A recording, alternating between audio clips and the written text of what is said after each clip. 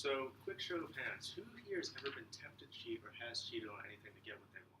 I'm going to tell you. Alright, so quite a few people. Now, who would be more tempted to cheat than contestants on game shows? I mean, there's huge prizes at stake. There's a lot of money with it.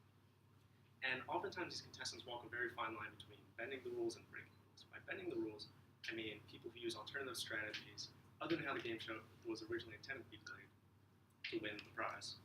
And by breaking the rules, that's pretty self-explanatory. It's just blatant cheating. So, moving on. So some people who have, famous examples of people who have blatantly cheated to win the prize. The first example is Charles Ingram on Britain's version of Who Wants to Be a Millionaire. Charles was actually able to win the £1 million prize, even though he used all of his lifelines at the $32,000 mark, which is not a very good sign usually. But the way he did it was have a co-conspirator in the crowd. He would read all the answers, and when he hit upon the correct one, the co-conspirator, who was far more knowledgeable than him, would cough to signify that this was the correct one. And initially, the host and the audience were sort of suspicious because he didn't seem like he knew what he was talking about. But he was able to walk away with a £1 million check. They searched him, they found nothing, but afterwards they launched a full investigation. They looked at the recordings, and they saw that what he did was pretty blatant and obvious. So he was stripped of all his winnings. He, his wife, and his co-conspirator were sentenced to 3 months in jail, fined about £100,000, and were ultimately, of course, stripped of their winnings. So it was a pretty bad outcome for him. It didn't really work out how he wanted to. So next case is Adriana Avenia on Paso Palabra, which is Spain's equivalent of the game show Password. And during the segment, which is Guess That Song, she was getting all of them right and was very surprising to the host and audience because obviously, usually no one gets them all right. But the host noticed there was a light coming up from her lap. She was often looking down during the questions. And it turns out she was using the Shazam app on her phone to identify the song correctly. And obviously that's not right. She said it was she was doing it to be altruistic. She was doing it for someone else. But ultimately the incident was laughed off. She was able to continue her career as a model, and nothing really happened. There was no punishment. So that was good for her, even though she was breaking the rules.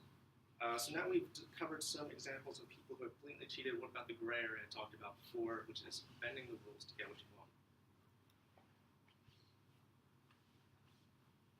The first example of this type I would like to talk about is Khaled Al-Katatani on Hot Seat, which is Australia's version of Who Wants to Be a Millionaire.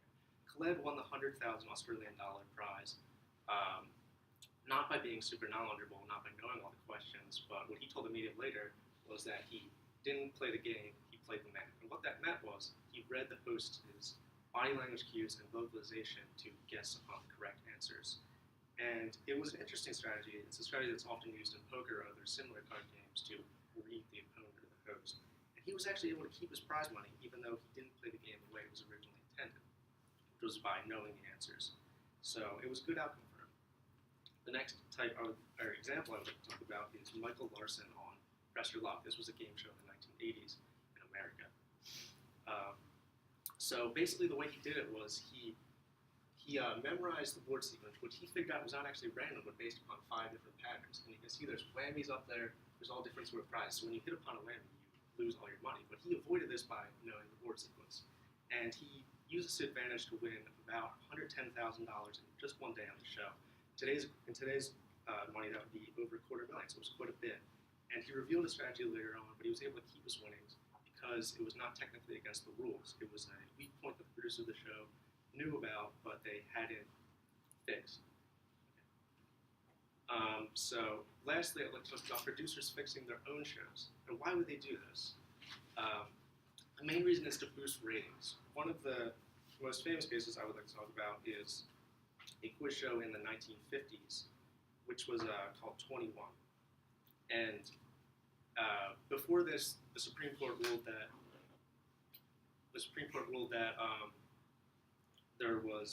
quiz shows were not actually gambling; they were something else. So they were allowed to be broadcast on television. There was a lot more rules back then. But basically, this contestant called Herb Stempel was winning so much that the audiences were getting tired of him winning, and the ratings were plummeting. So producers decided to refresh the show by having him take a dive. So they coached him to take a dive, and they had this other guy come on called Jack Van Doren so he could win. And And that's exactly what happened. Even though Stemple knew the answers, he would give the incorrect answer, and ultimately he was kicked off the show. The ratings went up. But afterwards, Stemple went to a New York Times reporter and told them what had happened. Initially, because there was no proof, no one believed him. But afterwards, Van Doren came forward, offered some testimony. A full congressional inquiry was launched, and they figured out what happened. So it was a huge public outcry. Even President Eisenhower commented that it would be a terrible thing to do to the American people. After the congressional investigation found what they had done, they amended the Federal Communications Act to prohibit the fixing of game shows. So this was a huge turning point in the history of game shows. Not only because it altered the public opinion about them, but it made it legal to fix them, so that ensured their integrity by federal law. So just to conclude, we've seen 3 different types of cheating or bending the rules, wherein the contestant won't blatantly break the rules, will use an alternative strategy they've devised to take advantage of a weak point in the game structure, and finally producers fixing their own show in an effort to boost ratings. And really the history of cheating in game shows is as old as game shows themselves. And the punishments can be very wide-ranging. We've seen people have served jail time and stripped of their winnings, or they've been allowed to keep their winnings in the case when they were just using an alternative strategy. So some general observations were that even though it can be tempting to break the rules, the crime and punishment can be very serious especially if there's a large amount of money